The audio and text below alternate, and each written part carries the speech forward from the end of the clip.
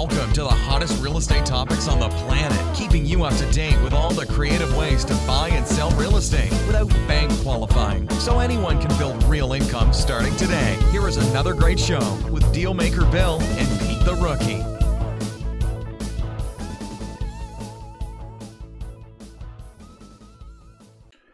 All right, here we are at another episode of Flipping Houses for Rookies. Morning, Bill. How was Peter this morning? I'm fine. Number one rookie. How was the picnic last night? It rained. I almost got in a flood last night on the way home. It was flooded. Cop had the street closed on the other side. I'm like, oh crap! A foot of rain. Like, okay, I made it. But I managed to eat my 2-inch steak. Had a little dirty trick played on me. Oh no! Yeah, my wife decided yesterday morning that she was going with me, so I had steak, no cigar. Well, you want your steak and cigar too. Yeah, pretty much. You can't have your steak and Worst cigar part of it too. is one of the banking girls, her husband smokes some really expensive cigars, and he was off in the corner, and I could smell it. I'm like, oh, torture. That's rude. That's just rude. Didn't care about the hurricane winds and the rain blowing on me, and I cared about that damn smoke, though. Episode number 161. 61. We're going to do something that I've tried to avoid for a very long time, and I have to tell you that before I even give you the title, I am going to demand every one of our listeners to go give us a review. Because what I am going to teach you today, in 161 episodes, we have not talked about it in this detail. Wow. We have not. I want... what is the word? Recompense. Recompense. I could see it, couldn't say it. I want exchange. I want something back, listeners. I want reviews. Please go to iTunes or wherever you listen to this podcast and please give me reviews. I need iTunes reviews. I am playing a game with myself and the others in iTunes, and I want to be number one. Ooh. So here is episode 161. How to negotiate real estate logically. Why don't we learn negotiating in school, Peter? And why do so many people think that negotiating is intimidating? Yeah, these are the questions. Mm-hmm. When the real truth is, you don't get what you deserve in life, but instead you get what you negotiate. Oh, that hurts. Like yesterday, my wife and I negotiated, and I didn't smoke the cigar. The real reason we are not taught to negotiate in the Western world schools, meaning here in United States, is because our universities are designed to create subordinate, compliant workers for the industrial factories and military. This is true. Oh, I know. I've seen reports. Leaving the good old USA to the home of some of the worst negotiators in history. Oh, geez. Because our population is conditioned and trained to be socially polite and compliant. But in truth, as humans, in reality, negotiating is in our nature. Think about this, Peter. Think about the baby who cries for milk. And then the mother gives it to him or her. Yeah, like my grandson. Negotiation. Yeah. At its best. He's like 5 weeks old. It's like, give me my damn milk. Exactly. Go to Walmart or buy groceries. Do you negotiate? No. Why? Because it isn't the marketplace in Istanbul? Yeah. Because it's not part of our culture. No, I'm not kidding either. You go to Europe, yep. You have markets. I'm Italian. Yep. And it's always like, no, how much? The bicker. Yep. Yeah. And in real estate, what we're going to talk about today, negotiating, is the backbone. Oh, yeah. Because how many times have we made deals or lost deals because of the ability to talk to people? Right? Sure. I just did an email not too long ago, and I said your words make or break your deals. Oh, hell yeah. Okay? In this case, it's a little bit more than your words. Right? So, This podcast, we're going to show you how you can use what you've been taught in school and already been learned about, right? And get what you want with logical negotiation. So I'm not going to go against what you've already learned because that would take me quite a while. But I am going to show you how to negotiate. And I'm going to tell you, I'm going to repeat this over and over and over and over and over again in this podcast. I want reviews for this. I want pay for this. I'm telling you what you are going to hear on this podcast. You have not heard or seen anywhere else. This is not written in books. This is totally Bill's Planet. And you, Peter, the rookie, will know this because you've been watching me and hearing me and seeing me do this every day of my life because it's so casual and so easy to do, but yet gets so many results. No, absolutely. I mean, as much as I've learned, I don't know if I'll ever just do the final negotiating myself. No, but talk to Bill. I mean, Right. you save $10,000, $20,000, $30,000 on anything we touch on the small stuff. Right. You know, bigger stuff we're looking at. I shudder to think what that would save. Why would I open my mouth? I'll get you in the door and hit the wind and let you go. Right. You know, it's totally worth it for me. Right. Yeah, and I see it all the time. So one of my titles in life, and I have many of them, right? One of my titles is I'm a real estate coach, real estate investor coach. That is one of the roles I play each and every week. That's right. I am, and I take that role very seriously. I take to heart. I pre-qualify, just like I do everything else. I pre-qualify my students, my coaching clients. That's why they do so well. That's why my coaching group has 85 to 90% success rate. Is because I pre-screen and I really care about them. I mean, it's like I'm teaching Jesse or Emma, one of my children, or Brendan, my son, which we don't talk about enough, right? Like I'm teaching them how to do it. That's how I coach my guys. Like it's my kid, right? Or it's you. You know, it's like I don't willy-nilly it. I stop at 20 students, by the way. That's why I do that. But you know, it's funny. You say pre-qualified. It's not at all like somebody who's already really sharp and almost there and a rock star. It's just somebody, I can guess what, because I see what you do, like somebody who has the fire, somebody who'll listen and can take advice and follow advice. They're coachable. And they listen. It's not thick-headed and just do whatever they want. I mean, what good is it? And I've seen some of your guys in a week or two make like real changes from, you know, stage to stage on the steps toward the ultimate goal, but each little phase. Right. I've seen changes because you really get in there and find something that guy needs. Right. And sometimes I have people like, I have a support ticket. I mean, that just came in probably 4 or 5 days ago. They're asking me, how do I get involved in a coaching group? And I haven't answered it yet. The truth is just go to Flipping Houses if they don't know how to do it, then they're not probably qualified. But go to flippinghouses4rookies.com. Just go to the top where it says courses, and there's a link in there that says coaching. Or just go to flippinghouses4rookies.com, advanced coaching, you know, / advanced coaching. And there's a whole, I'm not looking to coach everybody. I just keep my, you know, 15 to 20 clients and I'm happy with that. I make a sufficient amount of money with that. We just rewrote, I don't know, this is not part of my script at all. I just rewrote my whole coaching program. And I guarantee you that I have success with what I'm doing now. Wait till I roll this thing out. Yeah. And the coaching is going to go up. So if you think you're going to get involved with coaching, now's the time, because once Emma and I get websites built and stuff like that, the price is going up because I just what I have to offer is unbelievable. But getting back to the show, here's the reason why. Just the next 5 minutes, I can't see the timer from here. Just the next 5 minutes will blow away any negotiating talk ever, anywhere, in any book and any negotiator, because I've never heard this done before, but I am going to do it right now. You ready? You got my attention. You ready? Yeah. What's the definition of negotiating? Or negotiations? And I have a perfect definition. Some of it is from Webster Dictionary, some of it's just from me. But it's my definition of negotiating. And it's a two-part It's a 2-part definition.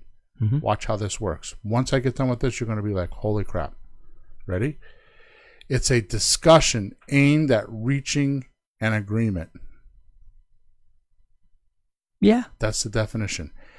The definition of negotiation is a discussion aimed at reaching an agreement. Part 2. Mm-hmm. What's the definition of an agreement? Right? What is it? So here's my definition, which is part of it is Webster's dictionary and part of it is me, because I've done so many. I mean, I lost track at 4,000 or 5,000 nose-to-nose, toe-to-toe offers in somebody's house, at a kitchen table, or in their living room. Yeah. I lost track at that, and I'm still doing it. We do them. I do several a week at this point. I mean, they're a little bit less intense as they were before because I'm just getting fat and lazy about it. But the point is I still do it. Of course. Every week. This is not something I did in the past. Here we go. Definition of an agreement. Ready? The act or fact of having the same opinion or understanding so that all involved can give approval or permission on what is to be done. That's good. It's a unity of intention. Unity of intention. United intention. That's good. So the definition of agreement is the act or fact of having the same opinion or understanding so that all involved can give approval or permission on what is to be done. It's a unity of intent or intention. Just imagine the last time we tried to figure out what to get for dinner. Where do we order from? I don't want that. I don't feel like pizza. Let's get burgers. I don't want burgers. Okay, I want hot dogs. I don't want hot. It just goes back and forth, right? So last night before I went to my picnic, my in-laws are here, and they attract all the other creatures from around, okay, from the family. And I mean that politely, but it's true because they all I don't see them unless my in-laws are here. My father-in-law's like 83. He's pretty far along with Alzheimer's. She's in her 70s. They come here. They're very relaxed. They drive here from Texas, right? And here they all come in, right? And I'm getting ready to go to my picnic with my wife. And they're talking about where to go for dinner. And just me and my nature, just by these definition, I got them all to agree on one restaurant. They went to that restaurant. I came home at 9 o'clock last night, and they spent 10 minutes raving about this restaurant. Had nothing to do with the restaurant. Had everything to do the way I set them up to go to the restaurant. And what to look for and what to ask for and I gave them an experience. There was an intention, and I got them all to agree that this was the right thing. How? Listen on, ladies and gentlemen. Right. Yeah. That's what we're going to talk about. Yeah. So negotiating isn't, because here's what most people think negotiating is. You have money in your pocket and I need to get it. If I take it from you, you lose. So it's like there's only so much money in the world, and if you don't have it, then I have it. If I don't have it, you have it. If I don't have it, who's got my money? Right. Sure. So that's what most people think negotiating is. They feel like they're taking something away from someone else. When you look at my definitions, and I'm going to read both of them again. When you look at my definitions, that is not true negotiating. No, that's arguing. Yeah. That's fighting. Exactly. That's fighting over scraps. So negotiation is the definition. It's a discussion aimed at reaching an agreement. An agreement is the act or fact of having the same opinion or understanding so that all involved can give approval or permission on what is to be done.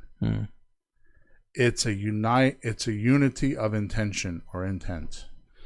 So does that include the idea that both parties would want to try to look for that agreement? Because we've all had times we talk to somebody, they're just not willing to give an inch. So You just can't do much with that, can you? Right. That's why we pre-qualify. Yeah, because you're looking for somebody who's willing to understand that you need something too. Right. and then you understand that they need something too. Right. It's a discussion aimed at reaching an agreement.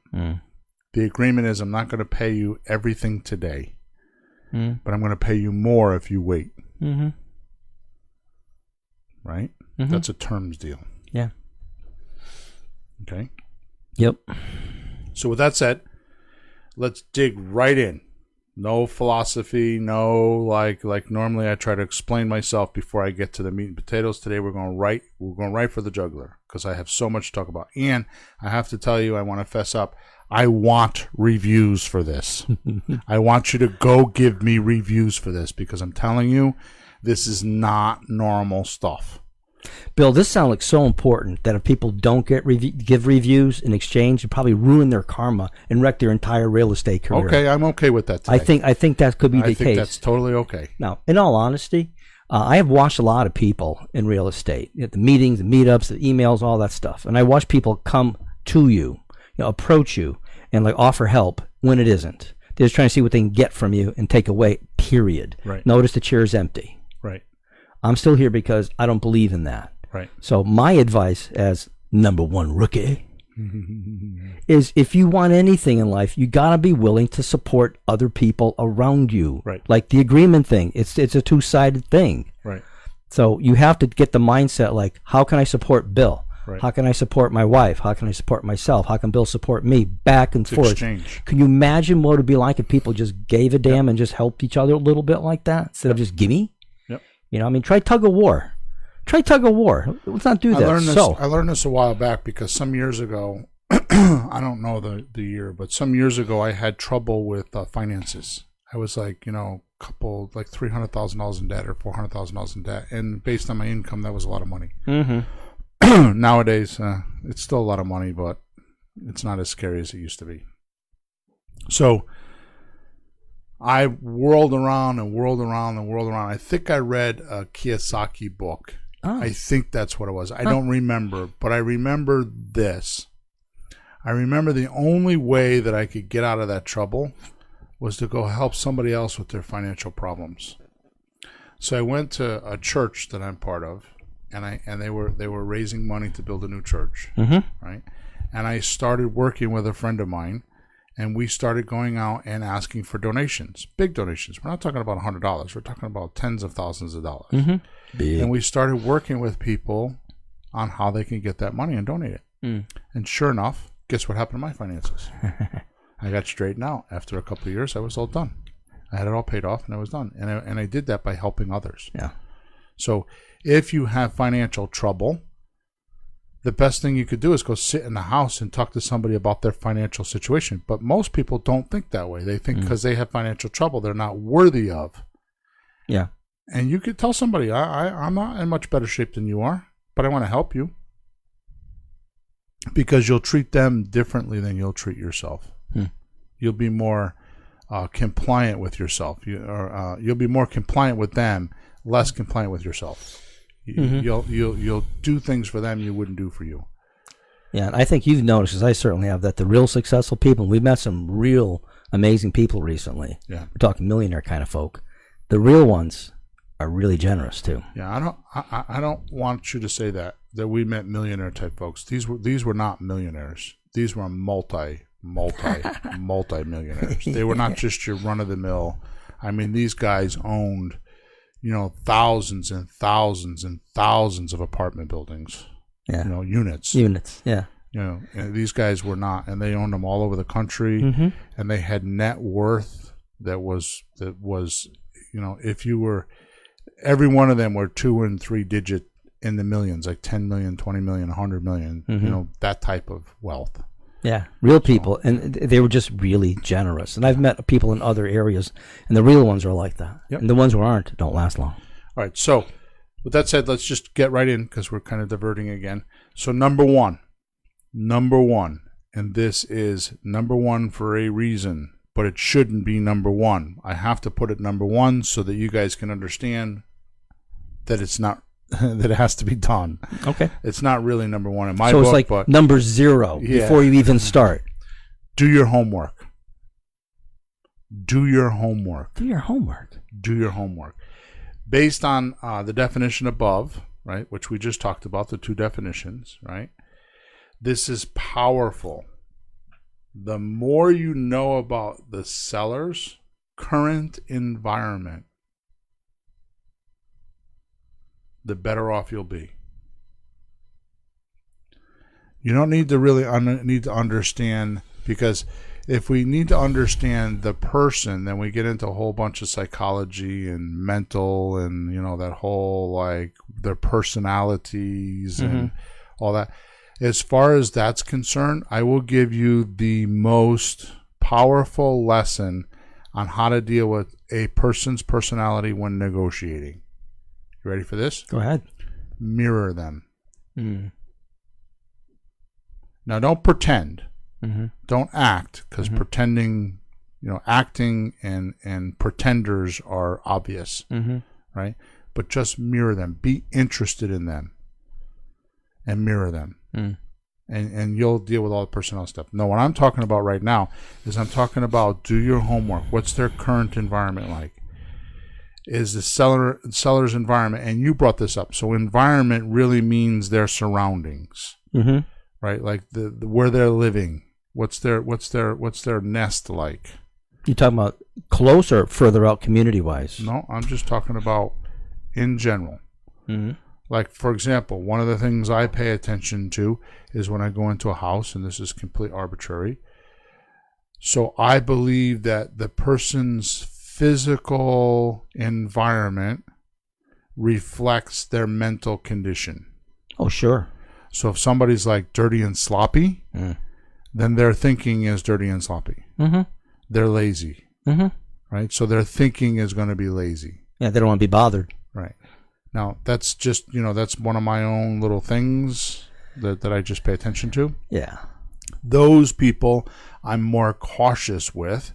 I draw pictures, I write things down, I make sure everything's in writing, because those are people I'm going to have more of a chance of them coming back and saying, well, you didn't tell me that, or you didn't say that, because they're kind of just sloppy. Okay? That's just what I'm talking about. So what are their surroundings like? Right? What do they think? Now here is something that I've never talked about before, because I've been struggling with this, and because I've been talking about it recently in the car smoking cigars. Right? What's the seller's environments or surroundings perceived by him to be dangerous? So what is he perceiving? And I say he because I'm a guy. It's he or she. So when I'm talking, it's capital H, he, so including all mankind. Yeah, he, she, it, them, it, all of the above. Thank you. So you're welcome. What is he perceived to be dangerous, or what is he perceived to have decided to change his situation? Like you talked about this in other podcasts, like. What came along that made him to decide all of a sudden to sell this property? Yeah, what changed in his life? So what perception, what happened? It's usually something dangerous or something like they're fed up. To them, that's dangerous. Would it be something they're worrying about? That could be that too. Right? Is it something like a financial issue? So they're worried about running out of money, or the future's not stable, or there's too much liability to come. Like, for example, we could look at a property and they feel like, oh, they need to replace a roof for $10,000, and they don't have the $10,000. Now the roof's not leaking, but they perceive it to be a problem. Yeah, there's a shoe ready to drop. Yeah, right. So how about this one? So that's a finance. So these are just some suggestions. This is not the whole list. There's a whole list, right? So what do they perceive to be dangerous? So the first is finances. The second is the building. What problems does the building have? Right. And the third is, which is not for everybody, but is there tenant aggravation? Do they have tenants that are not complying? Now, remember what I told you, right? Because that works there too. Agreement, right, is the act or fact of having the same opinion or understanding so that all involved can give approval or permission on what is to be done. It's a unity of intent, right? So if you have that with a tenant and they don't keep their agreements, what happens? Nothing good. the agreement has been broken. That's right. Right? And that leaves residual problems. That means that affinity goes down and communication gets broken. Yeah. And you have less communication, you have less affinity for that other person. Worse emotion. Think of it that way. So think of it as you have a tenant, you made an agreement with them, they're supposed to be paying you on the first of the month. Like, I'll give you an example.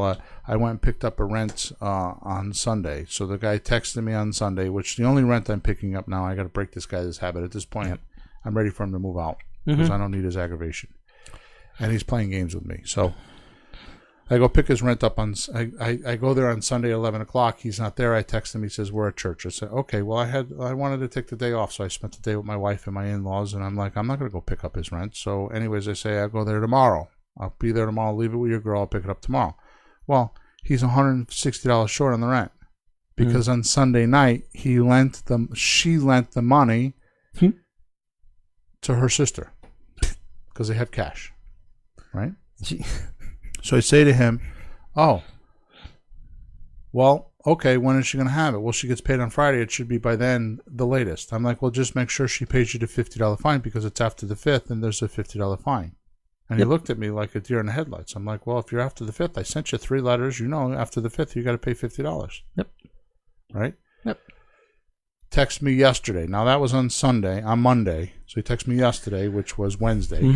I had the money. When are you coming? So I say 5:30. So now I got to take my wife. We're on our way to go to this picnic. I got to stop, and she's bitching to me because we got to stop and collect the rent. And my wife is not really a mean person. She's just like, well, she's probably concerned that you have to go out of your way to do it. Really. Anyway, so the bottom line is this: when I get there, I realize what happened. So most of my tenants think this. They think they have till the 10th to pay. So he figured he could play with that money because he's got till the 10th. Because he said to me, "How come I got to pay $50 on the 5th? I thought it was the 10th. I thought the law was the 10th." I'm like, no. I sent you a letter. These are the agreements. Well, he didn't agree to it. He didn't agree to that. But he signed it. He has a silent. No, he didn't sign anything. There's nothing to sign. I just sent him a letter and said, this is the way it is. Oh. Because I took the property over. I'm repositioning tenants. Right? So he had a silent disagreement with me. Yeah.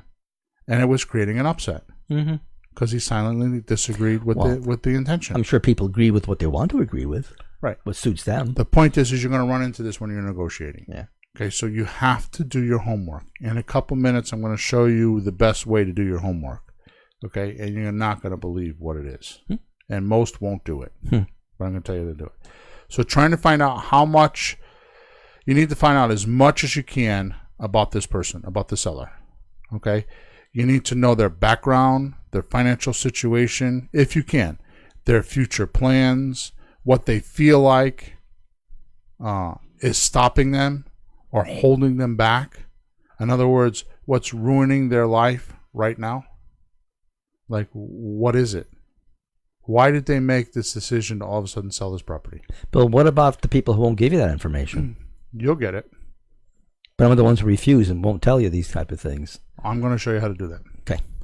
So, more importantly, you could Google somebody's name and get a lot of information. Between Google and Facebook, especially on some of the bigger buildings, like we're with like our apartment buildings and stuff. Those are businesses. You'll get information. Okay. You'll be amazed. Okay. The more you know, all of this stuff, the more you'll know his hot buttons, and how to keep him motivated and to stay in the deal. The more you know that. Sure. Okay, so do your homework. Yeah. Okay, and this is not some. I don't want the analysis of paralysis guys to take this as an excuse to go do 6 days worth of study before they make an offer. That's not what this is meant for. Okay. Well, just looking at the property sheet on Zillow or something, you see like when the house was bought, sold, taxes, the price went up, the price went down. They put it on the market, they took it off the market, they put it back, they tried to rent it, they didn't rent it. You can see that for the last few years. It's just simple data. Exactly. It's not being nosy. It's just facts. And if you want to keep secrets from each other and try to get one over on each other, at the end of the day, think of this: the environment they lived in, their surroundings, they're not happy with something. Even the guy that's free and clear spent 30 years paying off the house, now all of a sudden wants the money. Why?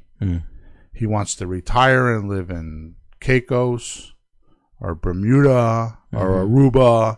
I don't know. His how many times have we heard this? My kids moved. I want to go where they are. Right. Right? Well, they have to go help because something happened. There's something that caused them to take 30 or 40 years worth of paying that money. They want to go down to the safety deposit box and cash in. Cha-ching. Yeah, that's what they think. That's what free and clear owners think. They think they got a savings account. They can go down with their passbook and they can just turn it in. And that's their mentality. And so when you're dealing with a free and clear owner, you've got some educating to do because there's no way they can do it.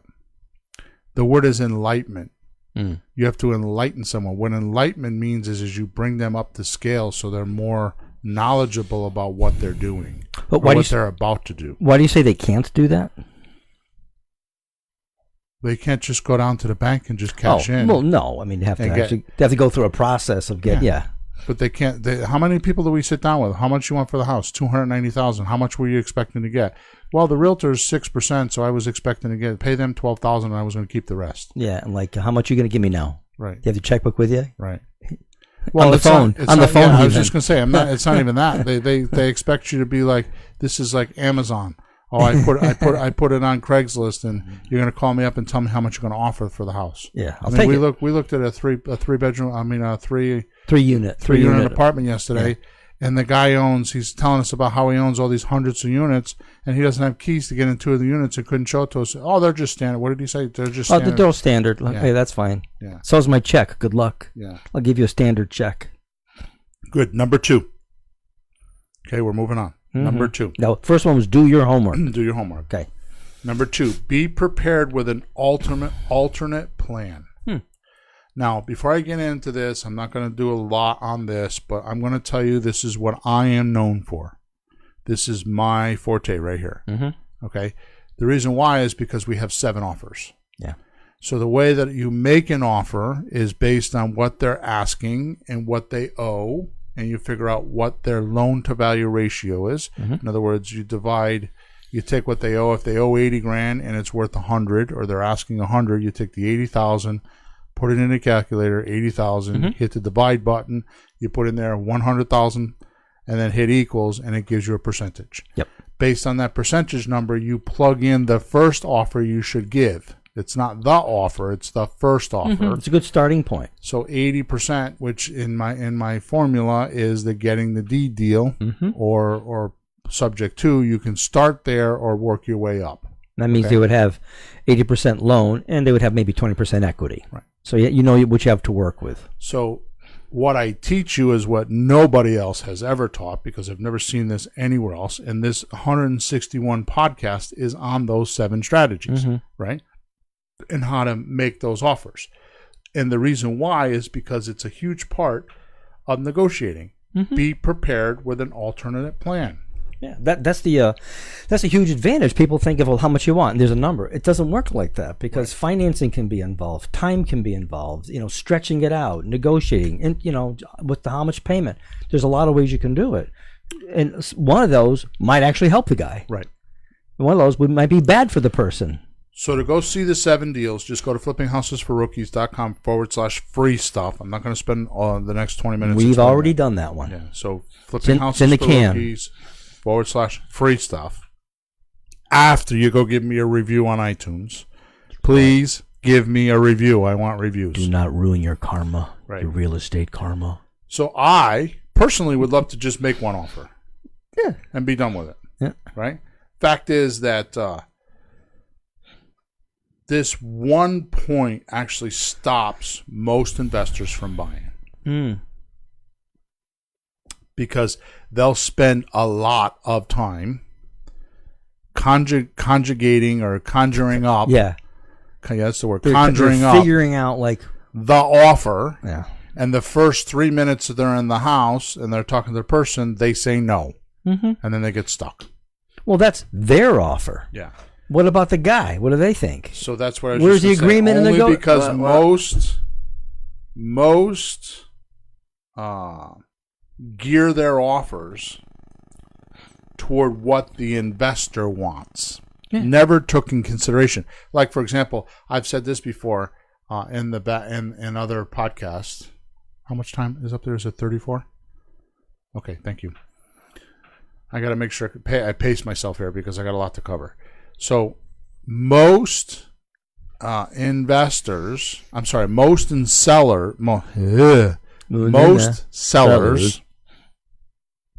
will tell you what they want for their house and never can take into consideration how you're going to give it to them. They don't care. They just want their money. Like, for example, the free and clear guy wants $200,000. He says, well, I'm going to pay the realtor 5%. So I'm going to give them $10,000. I want $190,000. And they don't care how you're going to get that money. They don't care that what they're asking doesn't qualify for bank qualifying. They don't care that the house needs $30,000 worth of work and it's not worth $190,000. At first, they don't think of that stuff because they themselves have not put themselves in your shoes. Yeah. So it goes the other way with investors. When investors are making their offers, most of them are making it advantageous for themselves. And they don't think about the other person, right? This is why I talk so much about the timing of the offers. Right. Okay, because we've talked a lot about that. You need to talk to the sellers and do your homework, which is number one, before the offer comes out of your mouth. Which totally explains, like, well, I don't know what to do. Good. And I watch you. Right. We've gone into houses. You go, Bill, you want to see the sheet? Not yet. Yeah. You wait till we're there and you look at it. Why are you waiting? Because I don't want to have preconceived notions. You don't really know what they want. Right. So it's okay to have a few ideas in your head, obviously. Right.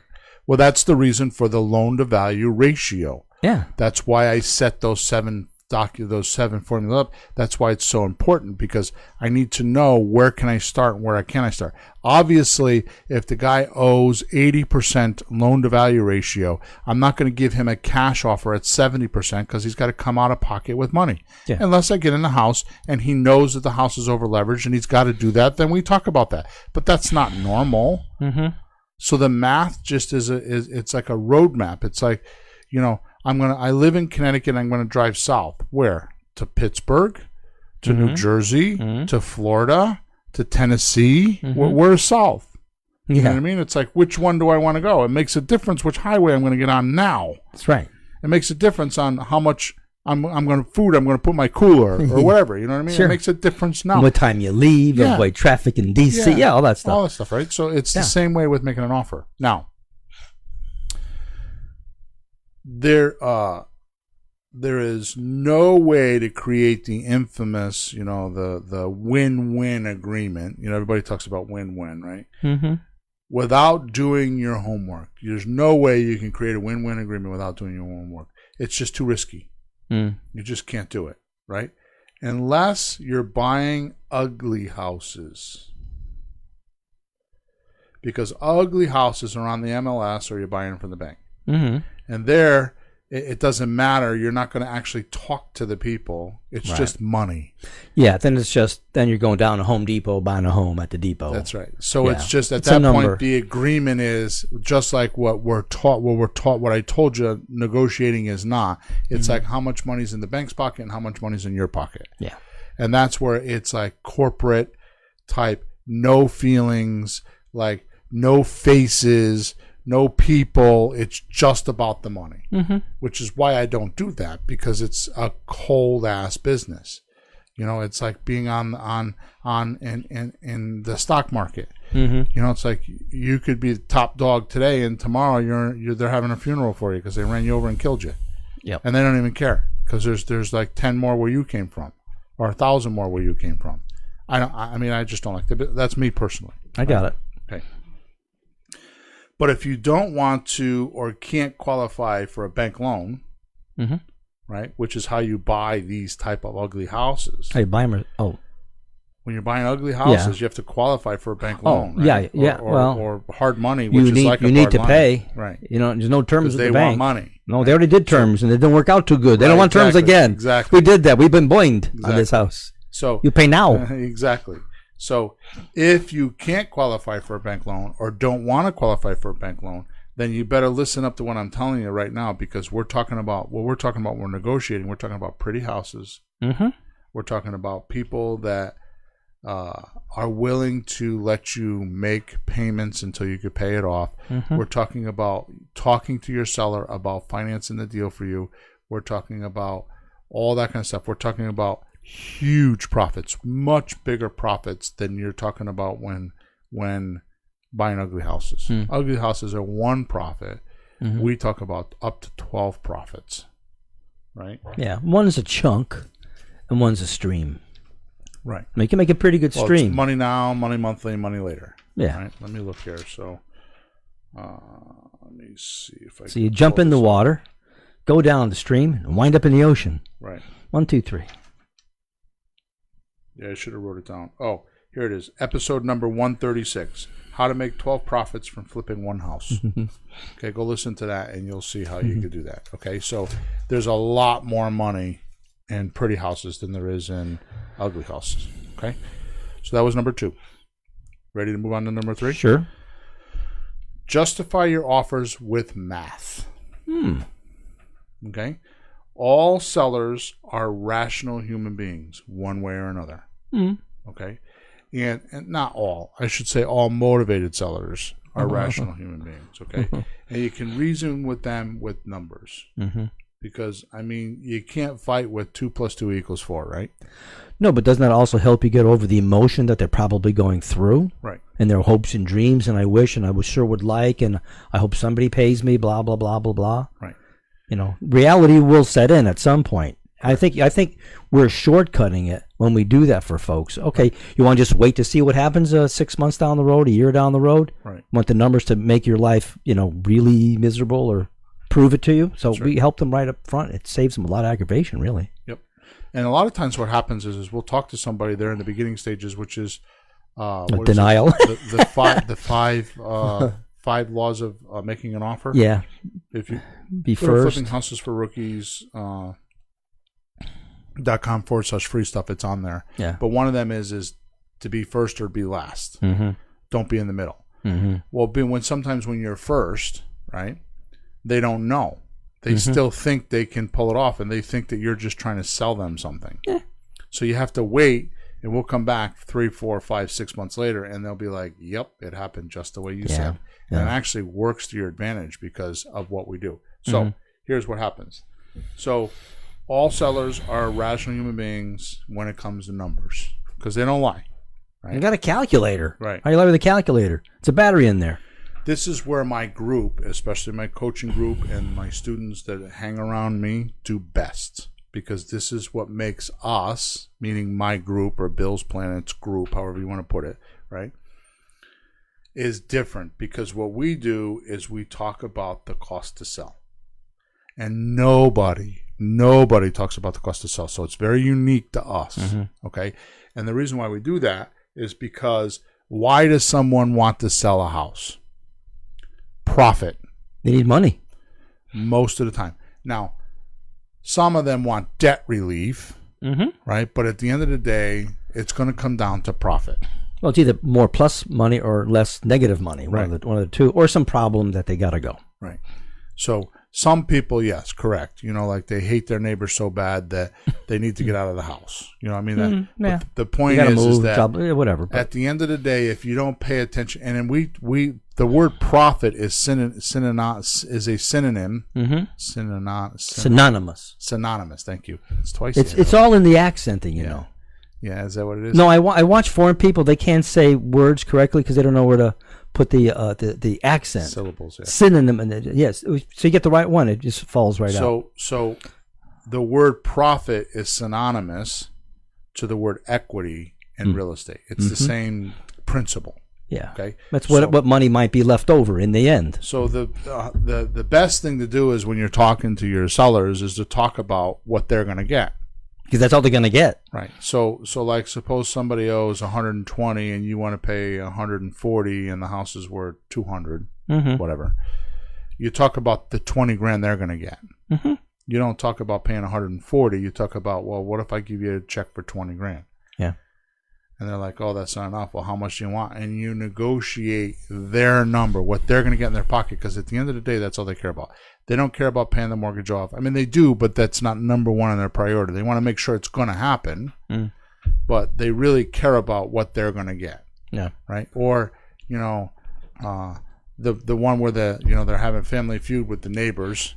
You tell them, I'm going to get you out of this neighborhood. I'm going to get you away from the Joneses. That's what you talk about. You talk about what your homework dug up originally. Right. And some of what you do solving the problem is worth some money. That's why they're giving you equity. Right. Because if they do it themselves, it could be 6 months or a year, and they can't stand it. If you can do it in a month or 2 weeks, right, you just save them so much aggravation. It's worth $5-10 just to please get me out of here. Right. It's before they have another ulcer. So the reason why my group around me excels so much is because we talk about using the cost to sell worksheet, which nobody ever talks about. There's very few people that will walk into their living room and talk to them about selling their house and actually tell them before they make their decision to what they're going to do on how much profit they're going to make. Right. A realtor doesn't do that. No, a realtor doesn't know how to do that. The way you explained it, there's so many different people involved in it. Right. The state's not going to tell them how much tax they're going to be taking on it. The lawyer's not going to tell them how much. The realtor's not. There's like several people, and no one's in charge of any of that. Right. So they're just looking at their little piece, and why should they explain it to the person? They'll get paid, and it just happens. Sorry. It's like going to the doctor. Just go in surgery. It'll be out later. Too bad. Exactly. You have no choice. Lay down, knock yourself out, we'll see you in a little while. Right. But we walk in, and we have the form, and can show them the whole picture, and they're always astounded. Mad, right? Not at us. Like, why doesn't somebody explain this to me? Right. But then grateful that we at least opened the door to explain how it works. So they know what they're really dealing with. Right. And then we're closer to actually talking to them. We got real numbers now. Yep. And we can lay out a plan for them so they can predict with it. Mm-hmm. So if you go to episode number 90, boy, that's a long time ago. It's how to deal with the real estate mafia. That's a great episode. Okay. So we're going to use numbers, basically the 12 to 15%, which is what often people don't realize that it's that much. So we'll show them the 12 or 14% of the closing costs, which we're not going to cover now, but it's 6% for the realtor or for the marketing. Either way, it's 3% for negotiating, 3% for maintenance, and 3% for closing costs. The conveyance tax. And the lawyer, legal fees. Okay, so that's secretary. Your 50%. Worst case scenario, what I do is I tell them, okay, so if you were really clever, because that's what they're thinking in their head, I can beat those numbers. Yep. If you're really clever, I've never seen anybody get less than 10%, get away with less than 10%. Mm-hmm. So if you got a $200,000 house and you can get away with 10%, that's $20,000. Yeah. You just talk them down $20,000. Yep. Logically, you just negotiated $20,000 discount, and you're not going to pay that $20,000 because you're going to do the work. Mm-hmm. You're going to get paid it because you're going to do the work, just like the realtor would get paid it. You're going to get paid it. Yeah. And you're going to be able to defer a lot of those closing costs, those other closing costs, onto your buyer. Down the road, yeah. So you're not going to get stuck with those. So whatever promises you're making the seller, like, I'll pay the conveyance tax, well, you get your buyer to pay the conveyance tax. You're not paying it, right? Or if there's maintenance that needs to be done, you say, well, I'll take it that way without doing the maintenance, and then you get your buyer. You sell on a handyman special, which we do a lot of, and you get your buyer to pay those costs. So you just defer that stuff. You kick the can down the road. Yeah. And that's how you make your money. I like when you said to people in the home, like, well, imagine walking into the house and it's not your home, but just look at it from somebody else's eyes. What do you see? And they go, I should paint that, and man, that rug needs to be. Yeah, I see what you mean in the cabinet. Okay, so how much do you think it will cost to do that? And they tell you, probably $40,000-$50,000. What works even better than that? You're right, I do that, but what works even better than that is walk into this house as if you were going to buy it from somebody else. Yeah. If you were going to buy it. Actually bought, yeah. If you were going to buy it yourself and it was somebody else's house. What would you do? What would you do? Yeah. What would you negotiate? What would you want? Mm-hmm. And that just rattles them. Yeah. All right, number 4. Well, just reality, though, too. Right. So number 3 was, remember, justify your offers with the math. Yes. Okay, number 4. And this is for the newbies and the fearful folks, because we seem to have a lot of those. Have an escape clause. Okay. So the biggest thing I run into with my students is they think the offer is a binding deal. Just saying it out loud. Right. Yeah. So they think that, I'll give you blah, blah, blah, and they have to like stick to it, and it's like in stone and they can't change it. So they're afraid to make an offer because they feel like once they make the offer, it's done. And they can get sued. And well, maybe if you write it that way, that might be the case, but I'm going to talk about that in a minute, right? Yeah. See, most of the time making offers is part of the homework step. So you were asking earlier, how do you find out what they want? We'll make them an offer and see what happens. So let's role play a little bit. Go. Okay, so we got a $200,000 house and you owe $120,000. Okay. So Pete, I'll give you $100,000 for the house. $100,000. Yeah. I owe $120,000. See what just happened? Yeah, you pissed me off. It was unreal. Yeah, it was unreal. But I did my homework. So what did I find out? Well, Suppose I didn't know that you owed $120,000. Yeah. I found out you owed $120,000. You found out the hard way. Yeah. Too late, and you said the wrong thing. Now you got to backpedal. Right. And he thinks you're, doesn't like it. I'm over dramatizing these. Okay, let's do another one. Sure. So same Pete, scenario? Yeah. Well, yeah, same numbers. Okay. So Pete, how about I give you $200,000 for the house? I'll take it. Good. So here's how it works. I'm going to give you $6 a week until I get it paid off. What? I'm going to give you $6 a week until I get it paid off. Get out of my house. What are you, crazy? Well, get out. Why can't you take $6 a week? Get out of my house. No, don't do that. So no. So I should tell you. Yeah. My expenses are $1,200 a month. Right. How am I going to get $6 a week? So there you go. Right. Or let's do it this way. Let's do another scenario like you need the money at a certain time, like your kids' college got to be paid off. Yeah. Right. So I'll give you $6 a week. Let's be real. Yeah. I'll give you $800 a month. Well, that doesn't work because I need a bundle of money. I need a payment for my kids' college. Okay. When is that? That's in September. Okay. But I have to pay it in August. I go to college. Good. So how much of a chunk of money do you need? $9,000 and then $9,000 in January. Okay. So if I got you the $18,000, would you sell me the house? And then we continue this for the next few years? Yeah. If the number of the house. All my point is that by making the offer, I did the homework. Yeah, you asked the right questions. You found out what he really needed. It's forcing the hand on why he's really selling or what he's going to do with the money. Mm-hmm. One of the most valuable questions that I ask that not many people do because it takes a little bit of confront is, well, let's role play. Oh. So, how much you want for the house, Peter? Well, it's valued at $200,000, but I realized, if I sell it to you without the realtors, I could take like $180. Okay. Good. And how much do you owe? $120. Okay, so there's a $60,000 difference. Yeah. That's what you're looking for. $60,000. Yeah, I guess you're right. Yeah, my part. Yeah. What are you going to do with the money?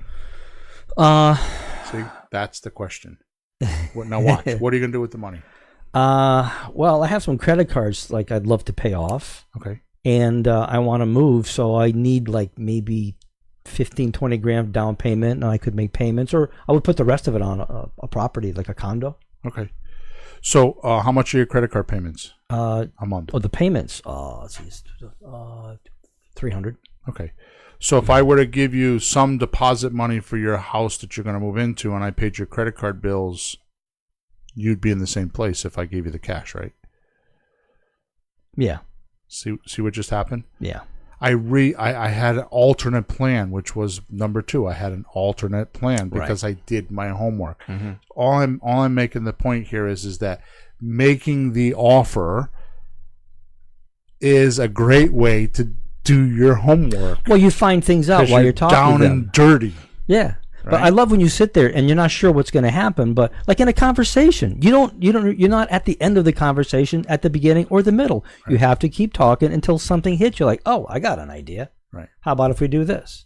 And just in case somebody's wondering, because I thought it just as the seller here, like But if I have all the cash now, I can do that, and I have all my cash now.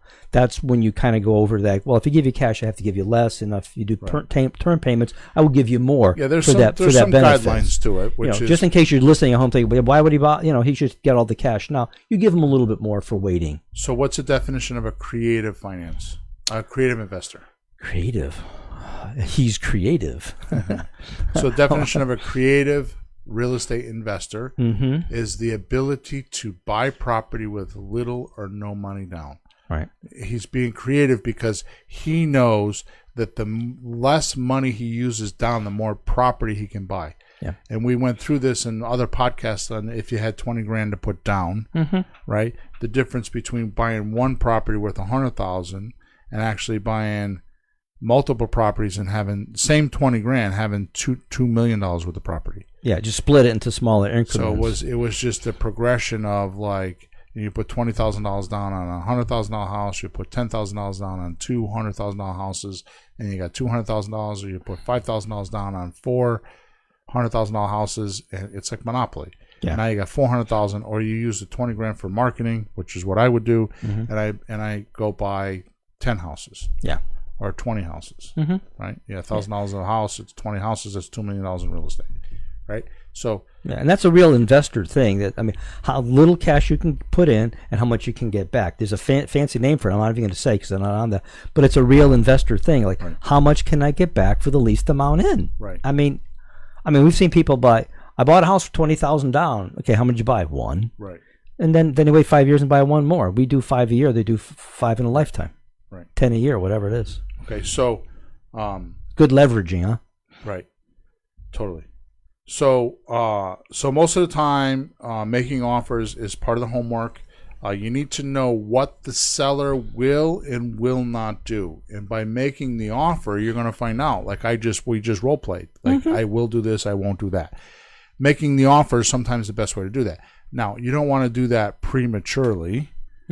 You need to, do your homework. You need to do your opening call and your closing call, and you need to look at the house, and you need to get some foundational facts in place. You need to do some homework, but sometimes you just can't do your homework until you start making your offers, because they'll be like tight-lipped, or they don't want to give you some information, and then when you hit them right in, it's like taking a stake in the vampire's chest, right? You're just there's no way that they'll be like, no, I can't do that. How come? And then they'll start telling you. Then the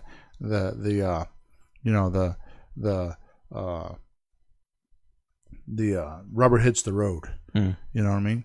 It's like never mind. I was going to give you an example, but I won't do that. Well, I had happened the other day, Tuesday, when I was over here. We were making phone calls, and I was talking to a lady with an apartment, and she says, "Yep, I can't sell now." I says, "Why not?" My husband he's going to retire, and if he sells before he retires, it'll cost us like $77,000 in accounting fees and penalties for whatever the hell.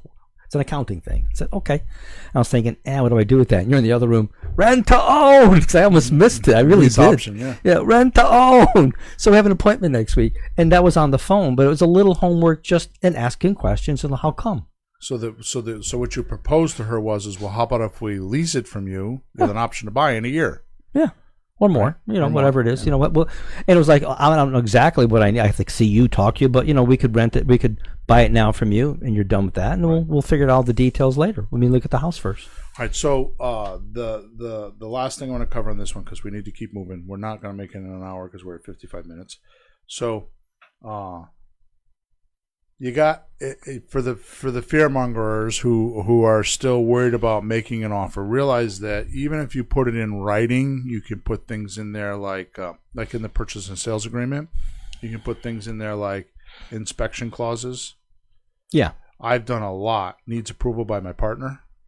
Yeah, that's a famous one I use. Well, can I ask you something else? Sometimes I'll have money approvals, like based upon my lending. Oh,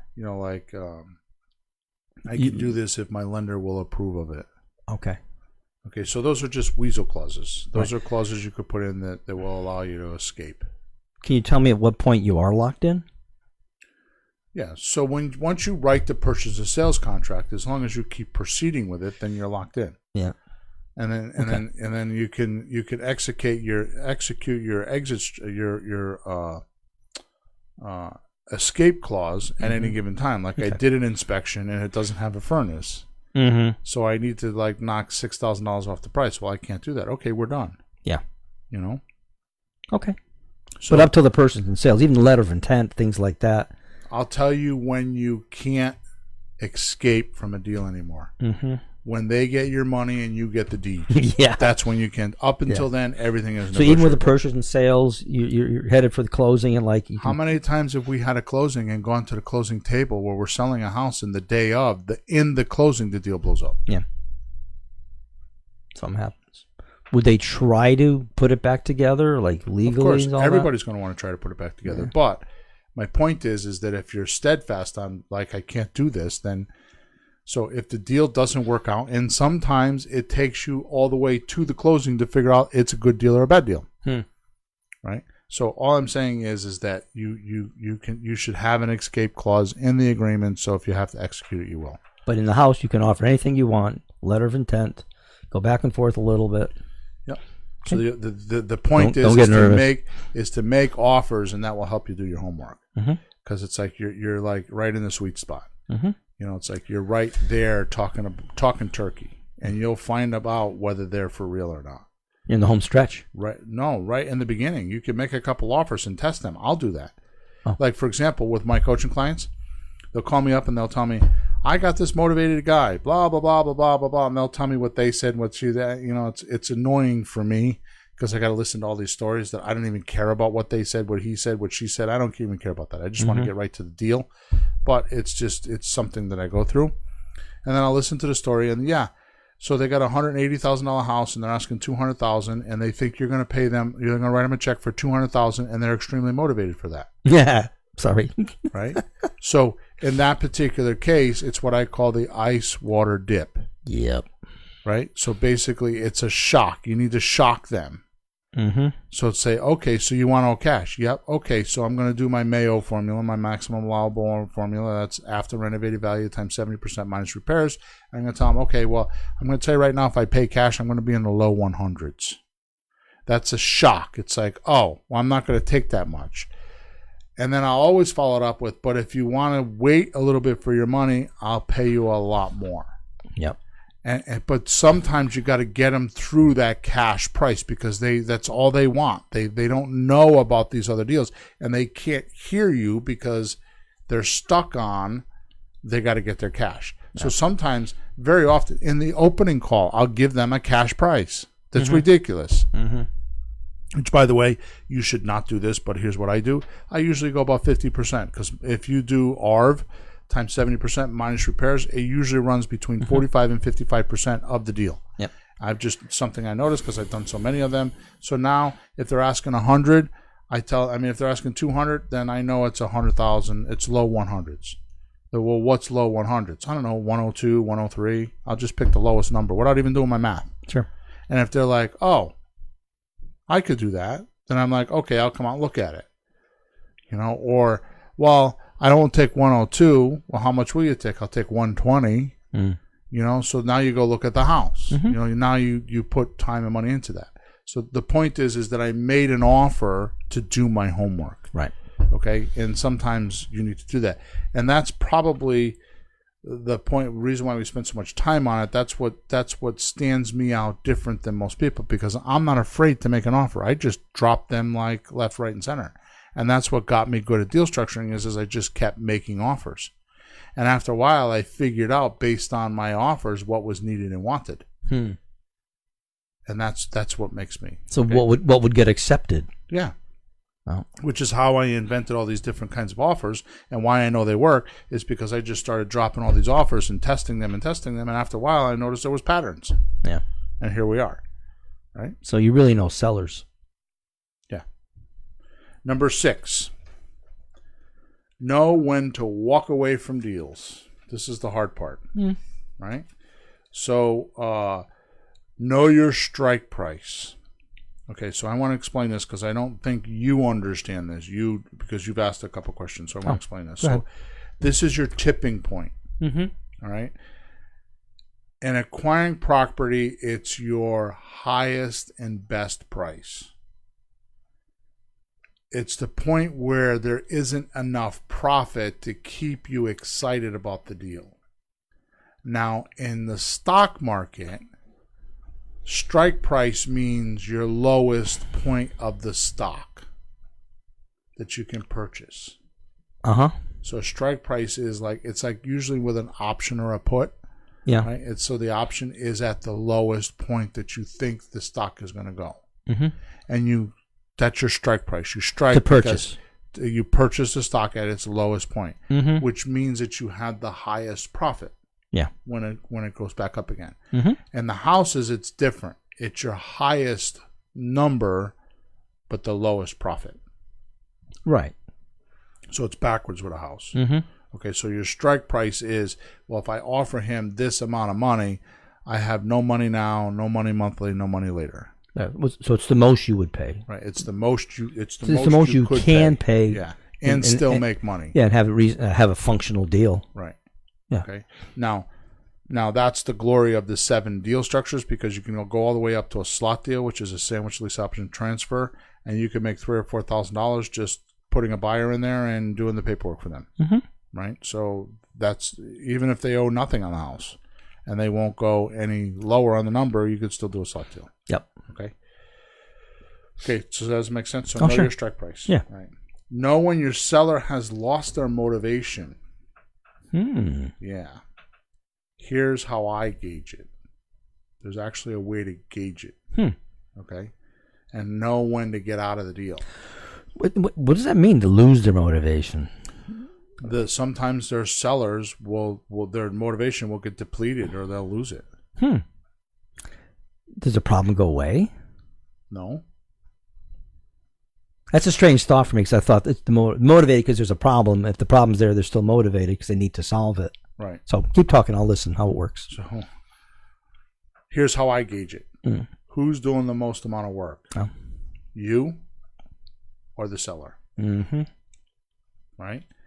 If it's you, then it's an indicator you're more motivated than the seller. Yeah. Right? Yeah. And you're asking, why would they be demotivated? Well, what would change? Suppose they talk to a friend. Like, for example, I had a property in Naugatuck, right? And I screwed up. Oh, right. I screwed up because I told her I was going to pay her. She had a free and clear house. I was going to pay her $500 a month. Technically, I wasn't paying her $500 a month. Technically, I was paying her $1,300 a month. 500 was profit to her. Yeah. The rest was in taxes and insurance, and there was a fee and all this other stuff. So I was paying like $13, $12 and change a month. Right. So now she goes and tells her friend, "Oh yeah, I'm going to sell the house. Oh, how much are you going to get for a payment?" Whatever they say. "Oh, I'm getting $500 a month." What are you, nuts? And it demotivated her. Oh. Right? Okay. They talk to a lawyer. They talk to a realtor. They talk to their accountant. Whoever. They get demotivated. Yeah. The willingness to kind of disappears. Their flexibility. They're still talking to you, but they don't feel like they're getting as good of a deal as when they talk to you. I gotcha. Okay. So they've had help from friends. Yeah. How do you re-engage them? Oh. Yeah. This is all negotiating talk, right? How do you re-engage them?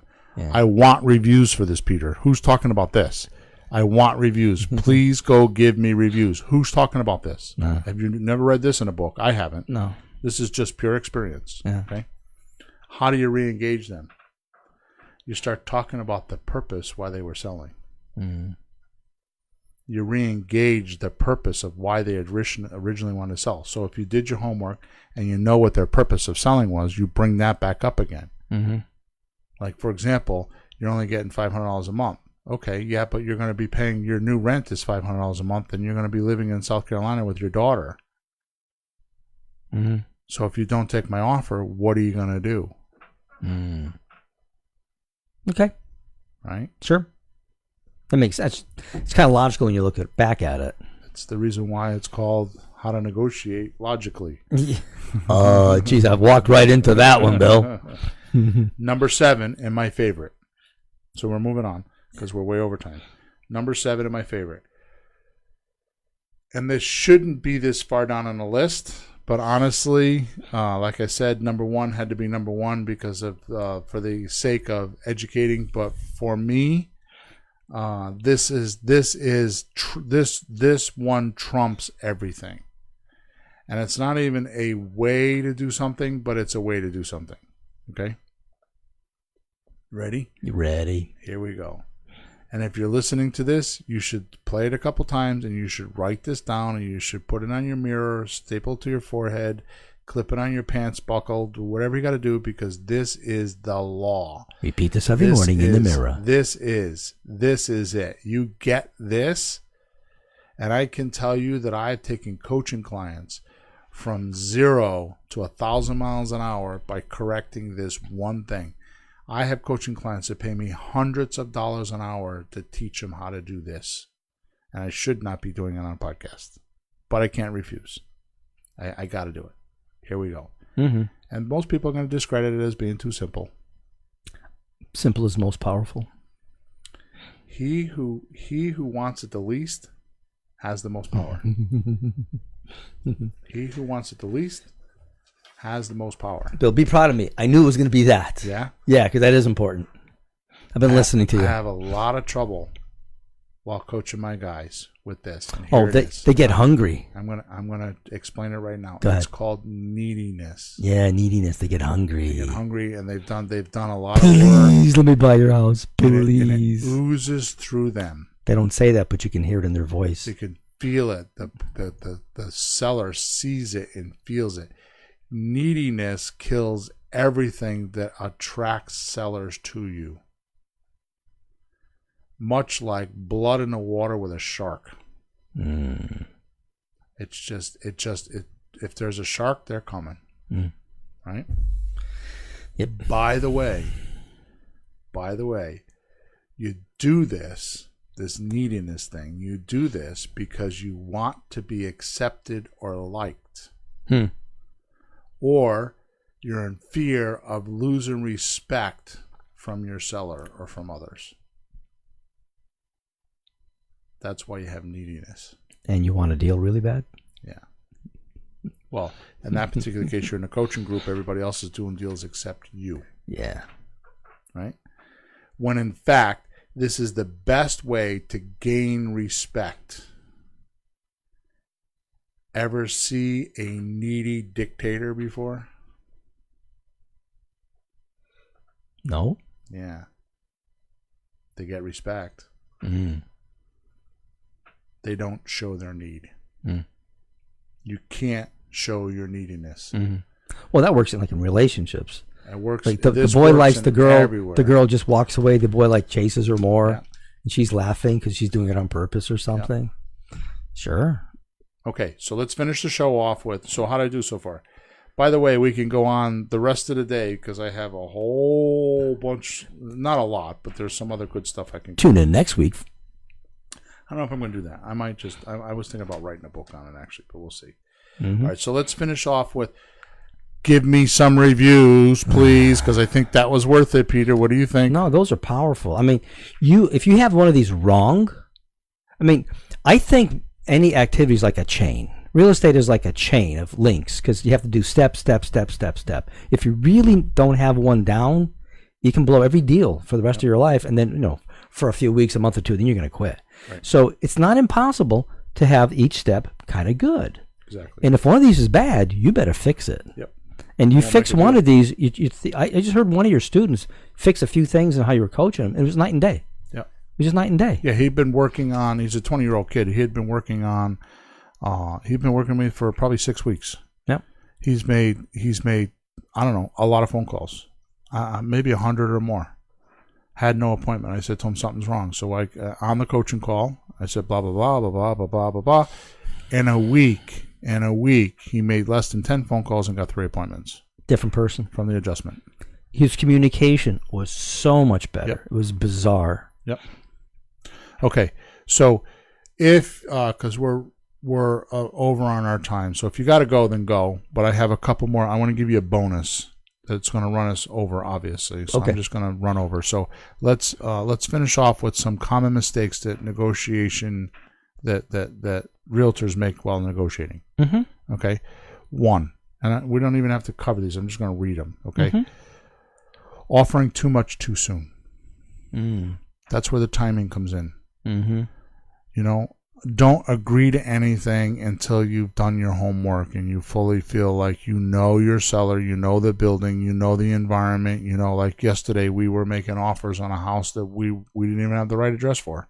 We had the wrong address. It was in the back of it. Right? So here I was all excited. Now you talk about how to get demotivated. See how motivated I was prior to that, because I was buying a 4-family for $125,000, and then we looked at the other one and I got demotivated. Yeah, I got embarrassed. Yeah.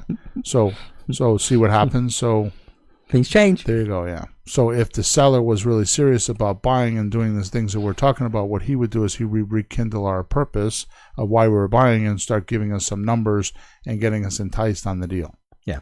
Right. And that's what he should be doing. Yeah. Well, I got the email forwarded, so I can request the information. I'll see how fast or slow he sends it. So number 1, offering too much too soon. Number 2, accepting seller's first offer. Mm-hmm. You don't challenge their offer. Mm. You don't take a shot at them like let's just role play it. So we'll do the 120 owed and $200,000 house. So Peter, how much are you looking for the house?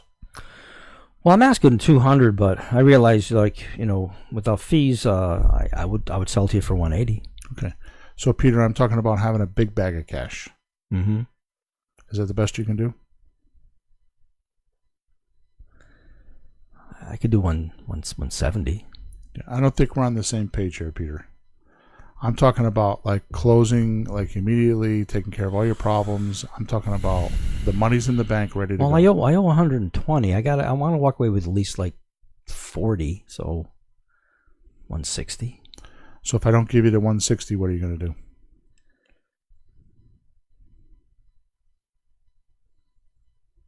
Well, I would hope I can get a 160 from somebody soon. Okay. So if I took over your mortgage payment and gave you $20,000 cash, we're not going to do business? So you pay my 120 and give me 20 like now? Yeah. How about 20? How about 25? Okay, so see what happened? Yeah. You got it down like $25,000. Accepting seller's first asking price. I didn't do that. Yeah. Right? Now it was a little cut and dry what we do, but some conversations are like that. Some people are just like that. Mm. They just want to get to the bottom line. And you did it by kind of asking too, not like, I'm not going to do this unless, you don't want to jerk about it. Right. Well, what I didn't do is I didn't make it a competition. Mm-hmm. Like he's losing and I'm winning. Mm. Right? Make sense? Yeah. Good. So just by testing just because they said they want 180 doesn't mean they aren't fishing, looking for their highest number. Yeah, well, I want ice cream for breakfast. I don't get that, though. Right. Ice cream? No. For supper. Number 3, thinking you know what the seller wants without asking or verifying. Oh, yeah. No, I've seen people do that. Well, he probably should do I think he wants, no. Yeah. So let's come up with a reason why you're selling. Come on, give me a reason why you would sell your house. My wife's health needs to be in a better environment. Okay. So what I would do is I would be doing my homework, and if that came up a few times, I would just point blank say to you, so Peter, the reason why you're selling the house is to take care of your wife's health. Is that correct? Yeah, that's right. Okay, and I've heard you do that. Yeah. Like they'll say things, and I would just keep that in mind. You actually say it back to them. Verify it then. To totally verify. And you also see how interested they are, or how important that is by their reaction. Or they'll say no. Yeah. And I'll be like, well, what is it? Yeah, well, I'm sorry, I got it wrong. I'm with your wife's health, you'll be like, no. My wife's health's going to be bad no matter what. I need the $20,000 to pay off the hospital. Yeah. Or I need the $20,000. You had this one time. I need the $20,000 to get her next treatment. Yeah, I had a person the husband had cancer. They needed like a big chunk cash. No insurance was going to cover it. Right. So they couldn't use payments. No. Okay, thank you. Go ahead. Go take care of your husband. But I verified it by asking them. Yeah. So thinking you know what the seller wants without asking and verifying. Mm-hmm. That's a huge one. And most investors don't do that in negotiating. Yeah. One thing somewhat did, and I don't think it does much anymore, worried me personally in sales, because I haven't done a lot of sales. The sales I did, I knew what I was doing. It was easy. But when people say no, and how to get over, like, what if he says no? Right. So if you just ask and they say no to something, just ask the next question, right. or have plan B or the alternative, or just keep asking, just keep talking. Well, that kind of goes across accepting the seller's first asking price. It's like you're accepting the no. Because there's only two things. You're afraid to hear no. Yeah. Well, you're accepting it. You think that the no is real. If you ask for anything, he would deny it. No. What I'm saying is I say to you, Peter, I'll give you 190. No. Okay. So what would have to happen for me to buy your house today? Oh, yeah. So I didn't accept the no. No, you just have to have something to do, something to say, something to ask. Keep talking. Right. She says no to the date. Keep asking her. Do you like movies? No. Right. Do you like no ice cream sundaes? No. The beach? Yes. Okay. Just keep talking. Right. Or just ask that question: what would have to happen for me to blah? And specifically to take you out on a date. Yeah. Right. Yeah. I mean, it's just magical, right? Okay. Number 4. This is apropos 100% absolutely to me, and I know we're way over on time. What are we on, Em? Oh my God, we're going to go on 90 minutes today. Way over on time. This is me. This is how you can describe me in a nutshell in my negotiating. Did you say nut? In a nutshell. Okay. Yeah, I am a nut. Sorry, just picking on you. Making concessions without getting something in return. Oh, no, not you. Not on Bill's planet. So what happens? The guy asks for something. Well, I want this or I won't do that. Like, I want more. So let's give an example. So you owe, the house is worth $200. I'm buying it subject to or taking over the mortgage payment. It means I could pay 80%, which is $160. You owe $120. So he wants $40,000. So I say to you, okay, I'll give you the $40,000 and a second position note, no interest, no payments. Yeah, and he gets that when the house sells down the road. Right. But then you say to me, I want a deposit. Right. Like, gee, I need some money. I need some money now. How much do you need? I need at least 10. Okay.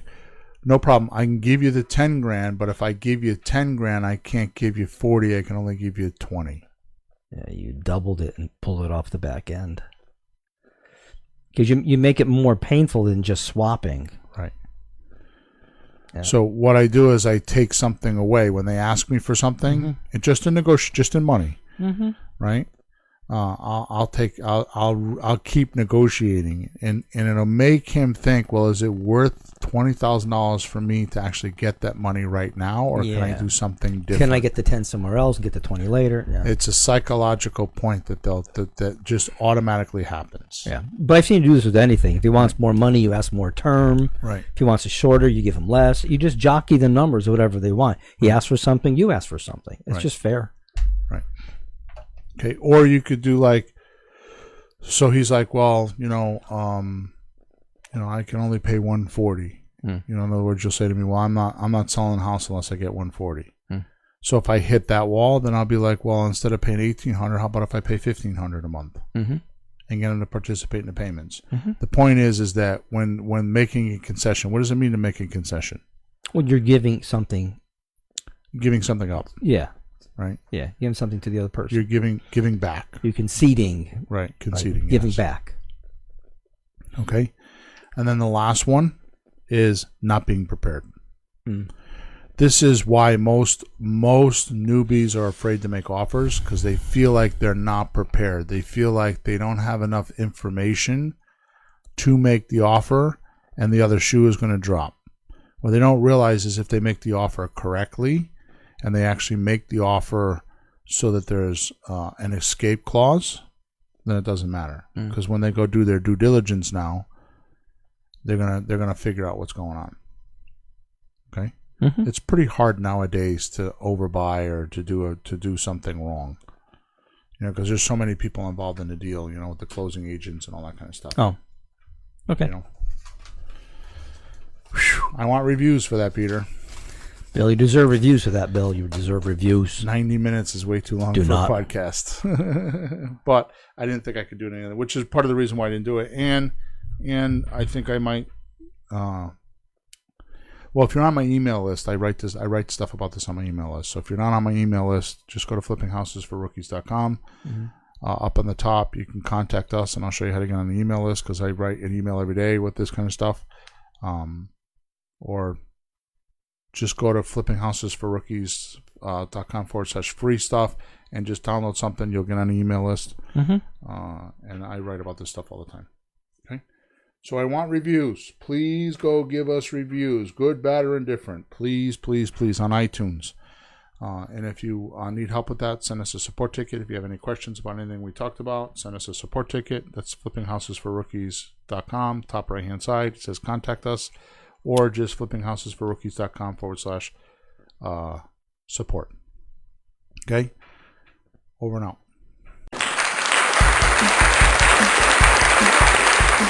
Thanks for tuning in to the hottest real estate topics on the planet with Bill and Pete. If you want to continue learning how to buy and sell real estate without money or credit, head over to flippinghouses.club for some cutting-edge real estate wealth tools. Or contact us at info@flippinghouses.club.